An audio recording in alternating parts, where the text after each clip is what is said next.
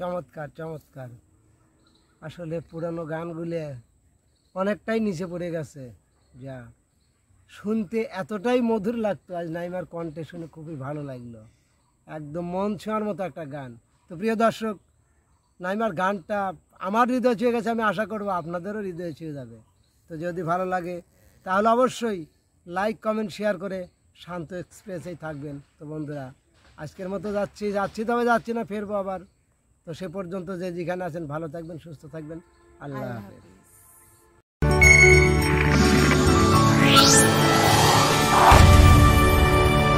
শান্ত express, হৃদয়ের সুর।